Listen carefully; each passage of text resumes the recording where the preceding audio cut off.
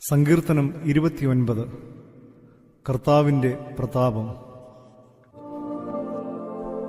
ദൈവപുത്രന്മാരെ, യഹോവയ്ക്ക് കൊടുപ്പിൻ, യഹോവയ്ക്ക് മഹത്വവും ശക്തിയും കൊടുപ്പിൻ.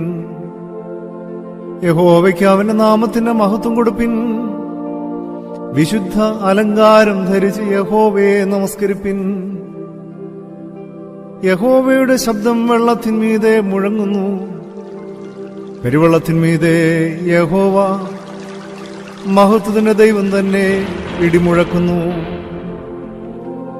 യഹോവയുടെ ശബ്ദം ശക്തിയോടെ മുഴങ്ങുന്നു.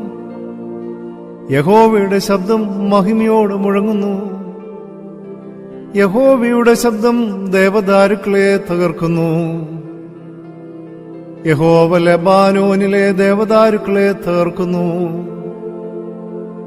അവൻ അവയെ കാളക്കുട്ടിയെ പോലെയും ലെബാനോനെയും സിയോനെയും കാട്ടുപോത്തിൻ കുട്ടികളെ പോലെയും തുള്ളിക്കുന്നു.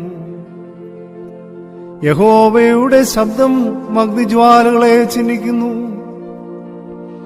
യഹോവയുടെ ശബ്ദം മരുഭൂമിയെ നടുക്കുന്നു. യഹോവ കാദേശ് മരുവിനെ നടുക്കുന്നു. യഹോവയുടെ ശബ്ദം മാൻപേടുകളെ പ്രസവിക്കുമാറാക്കുന്നു.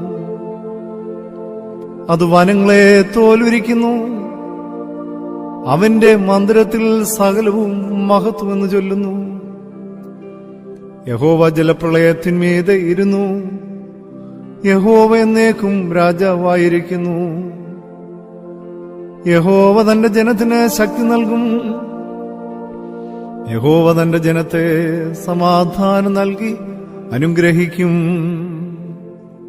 ദൈവമേ, സ്തുതിക്ക് യോഗ്യമാകുന്നു. ബാറക്കുമോ.